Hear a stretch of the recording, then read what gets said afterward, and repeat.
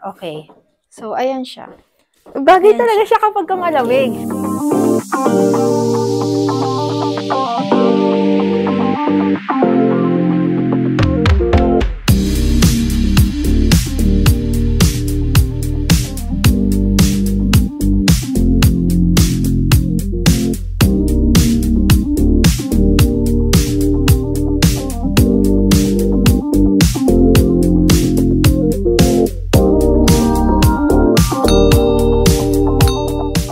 Hello, my loves! Welcome back sa aking channel at para naman sa mga taong hindi pa nakakilala sa akin, ako po si Gadang Pilipinas sa Espanya. Welcome to my YouTube channel. So, dito sa aking channel, I shared everything about my life, lifestyle videos from makeup, skincare, hanggang sa mga unboxing videos at hair care videos na madalas nating ginagawa dito sa aking channel. Kaya kung gusto mo yung mga videos na ganoon, please consider to subscribe to my channel at i-click mo na rin pati ang notification bell para updated ka sa mga future videos. Okay, so sa video natin ngayon, excited na ako. Nung last time kasi, di ba, nag-haul tayo, tapos inilagay natin siya sa hanger and sa clothes rack.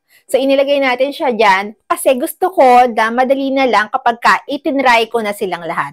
So, ngayon, na itatry na natin. So, first na itatry natin, so suot ko na siya. Suot ko na yung shoes. Ayan, yung shoes. So, sinuot ko na siya kasi parang, hindi ko lang alam kung nakikita nyo ba ng maayos. So, sobrang komportable niya sa paa, itong shoes na to. And then, sabi ko nga, dun sa video natin na yon, nung sa haul video natin. So, ang maganda kasi dito, ito ay gamusa.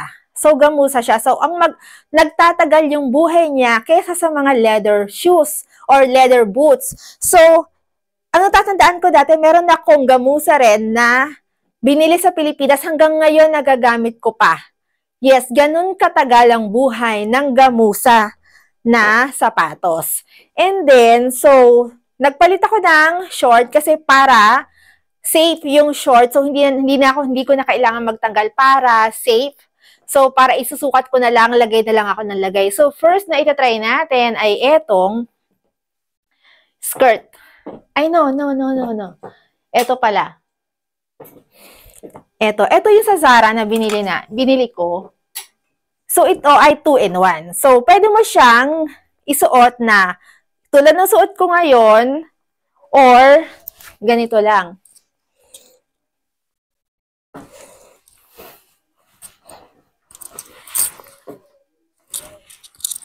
Ayan. Ganyan lang. Pwede ko lang siya ipang over kung ano yung suot ko. So, ganyan. Or, kung gusto mo naman siya gawing dress, pwede mo tong isara. Kasi nga may button dito. Ayan. Mula dito sa top hanggang dun sa may dulo. At mahaba siya. Kasi yung height ko, hindi ako katangkaran. So, mahaba siya talaga. So, kung nakikita ninyo yung sa shoes, abot siya dun. Kasi nga naka-ankle boots ako ngayon. So, ayan. Abot siya dun. And, ang lakas maka-sexy niya. Ayan. Okay, so, binaba ko yung camera para makita ninyo ng maayos. So, ayan siya. So, ito yung itsura niya kung naka-button lahat. Pero tanggalin natin. Parang mas okay kasi nawala. Okay. So, ayan siya. So, next naman ay etong skirt ng Stradivarius.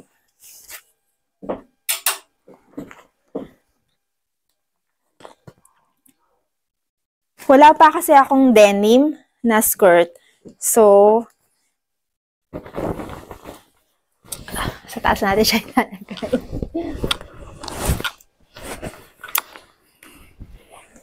Yan.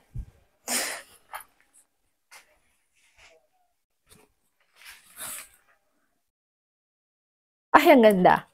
Okay. So, ayan siya. And pinili ko talaga yung top na susutin ko ngayon para madali. So, bagay yung top ko sa kanya.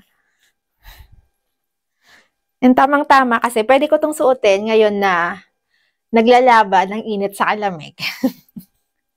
So, pwede ko siyang suotin.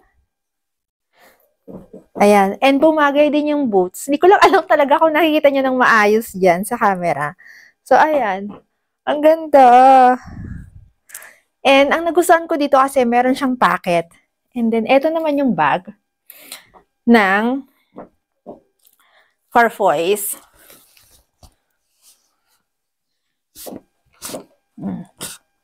Ang ganda niya. And then, try natin yung isang bag. Ito namang isang bag na to, sa Primark ko binili. May pagka crocodile yung kanyang pattern. So, ayan. Okay siya. Parang lalabas ako mamaya. Ayan, ang ganda. So, hindi ko lang talaga alam kung nakikita ninyo ng maayos yung skirt. Ayan siya. Okay, so one more look bago tayo mag-change outfit. Ayan. So, ito yung denim skirt ng Stradivarius. And then, bag ng Primark. And then, yung bag ng Farfoys, yung ginamit natin kanina. Okay, so bago ko tanggalin yung denim na skirt, itry natin itong pagkabara. Hindi siya vest. Pinapatong lang kasi ito eh.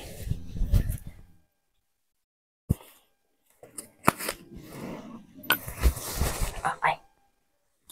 Ay, okay siya.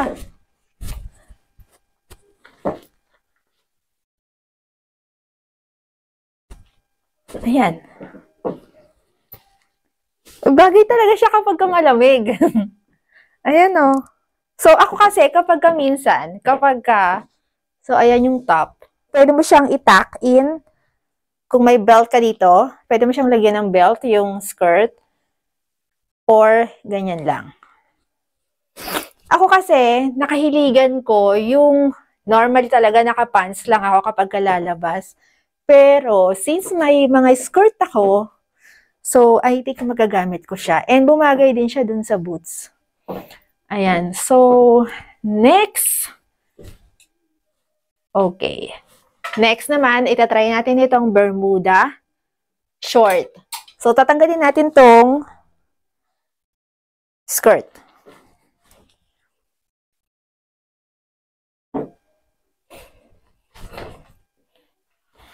Kasi first time kong magkaroon ng Bermuda short. And yung short na suot ko ngayon ay pang-inner siya. Pang-inner, so manipis yan. Kaya, okay lang.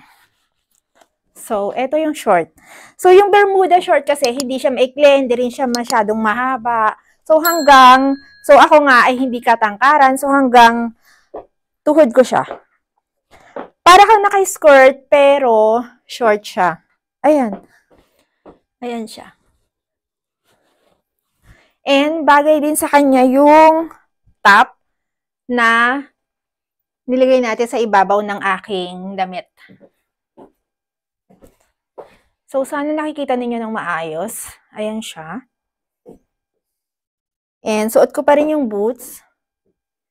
And try natin tong bag again. Itong Farfoys.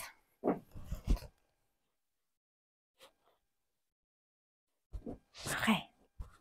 Ay, okay siya. Ayan. Gusto ko yung short. And then, next, etong skirt ng Bershka. So, tinanggal ko ulit yung boots kasi para masuot ko ng maayos ito. Okay. So, ayan. Hindi ko lang alam kung nakikita ninyo, pero may slit siya. Ayan o. Nakikita nyo ba? And then, try natin yung bag.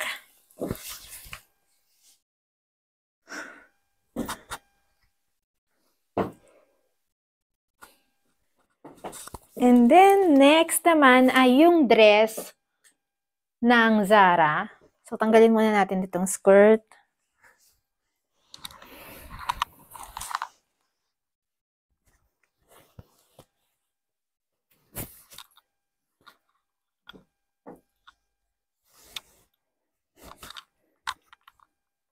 Ay. Ay, may packet. May packet siya sa gilid, sa magkabilang gilid. At maganda siya. Gusot lang talaga. Mahaba to sa akin, pero tulad nga ng sabi ko, madadaan siya sa takong.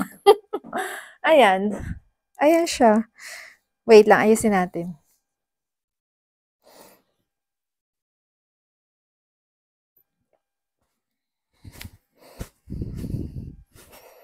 Ayan.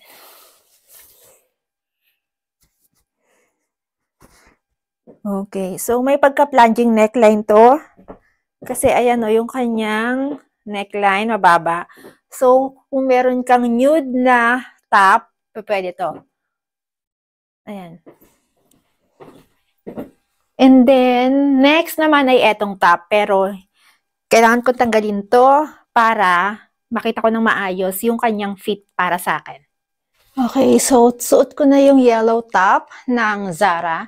And then, ipapares natin dito sa skinny high waist pants ng Bershka. Ang lambot ng tela nito. Meron kasing tela ng pantalon, di ba, na ang rough kapag sinuot mo. Eto hindi. Malambot siya. Ayan. And then, suotin ulit natin yung boots. So, tingnan natin kung babagay sa kanya.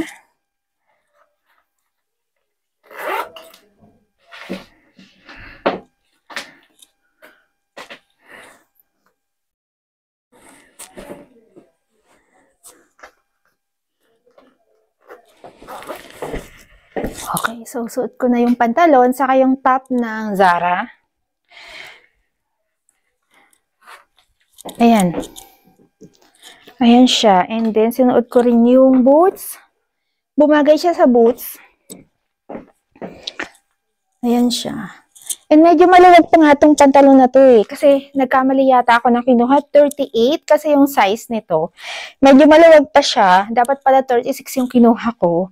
And then, so okay lang naman na 38 kasi pwede naman siyang remedyohan ng belt. Ayan siya. So, ayan yung back ng skinny jeans. And ito yung top. So, malambot din yung top ng Zara. And yung color ng yellow, okay naman siya sa kulay ko. Nag-complement siya. And mas lalo akong pumuti din sa color ng... Meron kasi yellow ako na nasuot dati na pakiramdam ko umitim ako. Pero ito hindi. Ayan.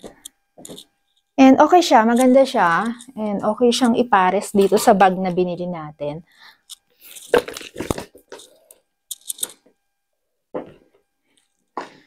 Oh, see?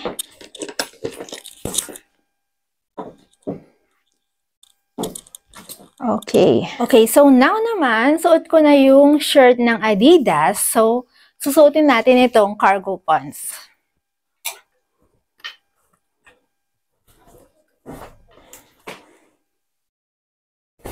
Okay. And stretchable tong pants. Pwede mo siyang i-tie dito.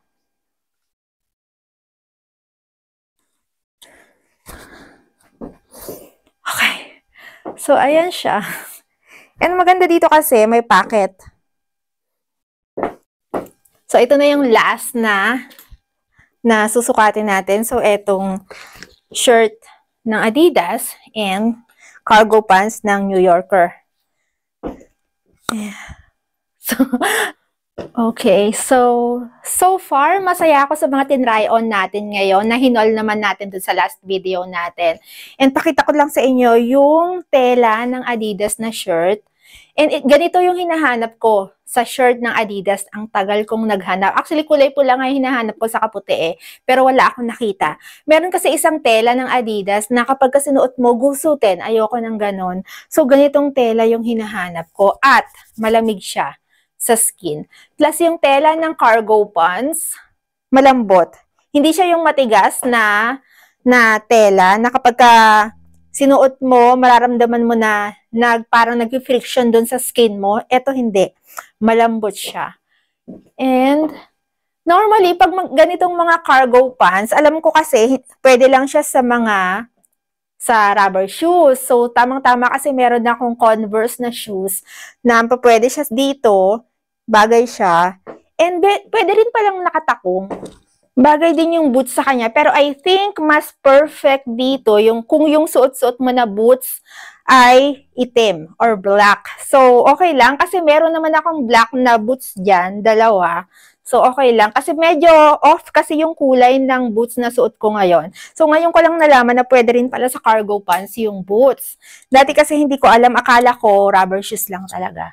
Okay, so thank you for watching, my love. Salamat sa panonood sa aking video ng aking try-on haul ng mga pinamili ko na naipon na. Thank you for watching. Sana nag-enjoy ka. At kung nag-enjoy ka dito sa video natin ngayon, please don't forget to give me a thumbs up at pwede mong i-share itong ating video sa mga taong tingin mo ay nangangailangan. Pero tulad ng dati, bago tayo magtapos, kung bago ka dito sa aking channel, please subscribe to my channel at i-click mo na rin pati yung notification bell para updated ka at wala kang mamiss sa mga susunod ko pang videos.